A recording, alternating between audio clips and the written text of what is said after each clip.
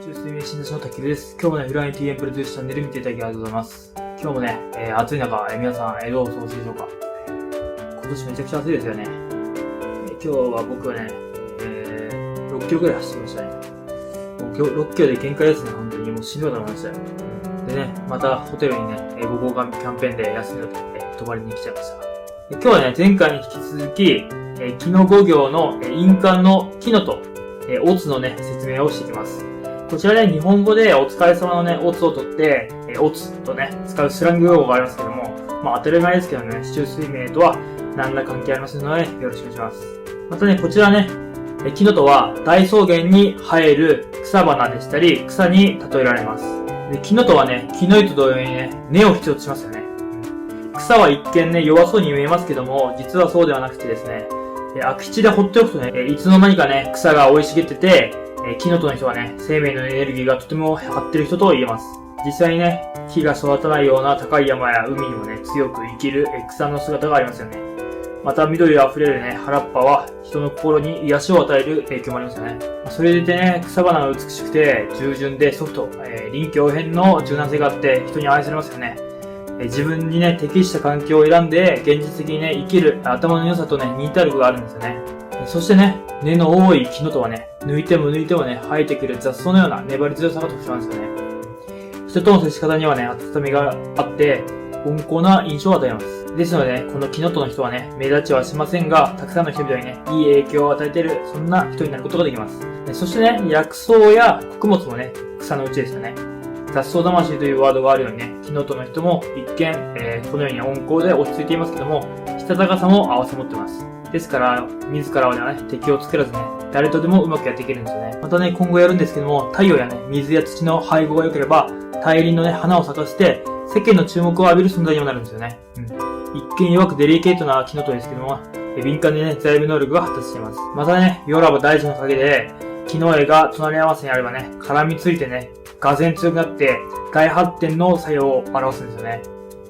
組織の長になることも夢ではありません。そうですよね。草が木に巻きついてるっていうところもね、珍しくはないですよね。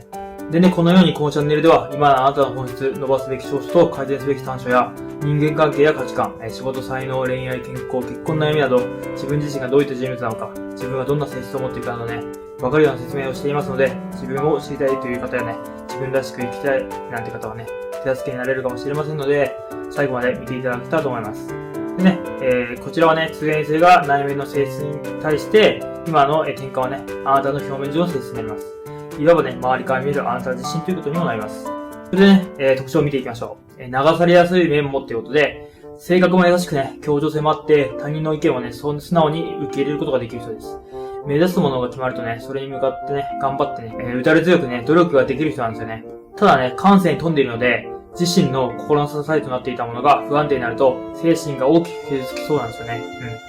信用した相手にね、心をとても許して、自信を、なくしやすい人でね、気が弱くてね、誘惑には流されやすい気質もあるんですよね。で、次ですね、想像力豊かで、理想やね、夢を追い求め、それらを達成するために努力をし続けれる人です。感性も豊かで、芸術に優れていたり、おしゃれな人が多いのも特徴です。行動がね、早くて、要領よく仕事をこなしますけども、少しね、視野が狭くなるところがあって、どうしてもね、自己中心的に物事を捉えてしまうところが、悪い面でもあります。次ですね、柔軟性があるで、空気を読む力があって、多少自分のね、意見を曲げてでも、物事を進められる柔軟性があります。それゆえにね、自分の意見とは反対的な人からはね、周りに流されやすく、発言や行動がね、すぐに変化する人物だと捉えられることもあります。心の弱い面が出ると依存症が強まって、最終的にね、そそのかされたり、弱みを握られてピンチになったりすることもあるので、そういう時には周囲の人物に気をつけることが大事です。人の気持ちにうまく寄り添うことができるんですね。これはね、温厚でおとなしくて、ミッシュが木の絵の人のように、我を出しません。顔を出さないですよね。そして、人の気持ちに寄り添うことができる人です。性別問わずね、コミュニケーション能力があって、人とね、対立することを嫌うんですよね。で、それでね、少し寂しがり屋で、会社の仲間とアットホームな、ね、環境で仕事をするのが好きなんですよね。で、次ね、季節ですね。日種がキノトで、春月生まれの人。2月空、3月、4月殺ですね。この方はね、消極的で落ち着いた人なんですけども、時間をかけて少しずつ強さが出てきて、自分の意見を主張するタイプが多いです。また何に対してもね、好みがきっぱりと分かれています。それでいて、虎月生まれの人は一つ引っかかる点があると、ずっとね、気になってしまい、執着する気質やね、決断の遅い点が目立ちます。それなので、一回ね、決断したことをね、やめたことをもう一度するというところも目立つんですよね。で、次ですね、日周が木の戸で夏月生まれの人ですね。5月実、6月馬、7月羊ですね。夏はね、日周の木が抜けていく時ですよね。夏月ね。で、この季節生まれの日周の木の戸の人はね、コミュニケーション能力に長けていて、話題の好きな人なんですよね。それでいて、焦りやすいところが少し目立つ傾向があります。外ではね、おしゃれで仕事場の机などは綺麗にするのにね、家にいると何週間も放っておったりして、家と外のね、ちょっと差がね、高低差がちょっと激しいので、そういったところね、気をつけていけば、良いかと思います。日種が木の戸で秋つく前の人ですね。8月猿、9月鳥、10月犬ですね。性別問わずね、見た目が美しく、器用な人が多いんですけども、どうしかね、人生で向かうところがフラフラしやすい傾向があります。それは縛られることを嫌って、スペックを重視してね、周りから注目されたいという思いがあるんですよね。小さな会社でもね、自分を通せる仕事ができるかどうかというね、部分で方向性を決めるとね、安定して、開運していく傾向があります。ですのでね、もう一度自分の道を見つめ直して、フラフラしてるところでしたりね、周りを気にしすぎてないかとかね、そういったところを見つめ直して、方向性を決めていけば、開運できるかと思います。次ね、日周が木の戸で、冬月生まれの人ですね。11月いい、12月ね、1月牛ですね。地頭が良くてね、あらゆる物事にその場でしっかり対処できるので、営業とかでもね、成果を上げやすいですしね、企画や設計、デザインなどでもね、仕事でも、才能を発揮して成功することができる方です。ですので、この月の方はね、冬で寒い季節っていうこともあるんですけども、器用な、手先が器用な方が多い傾向があります。で、木の戸の人の病気で、腎臓病でしたり、心臓病、こちらが、発症する傾向が多いです。ここにね、扁桃腺も悪くしたり、ルー液などに、ね、不安がある扁桃腺ですね。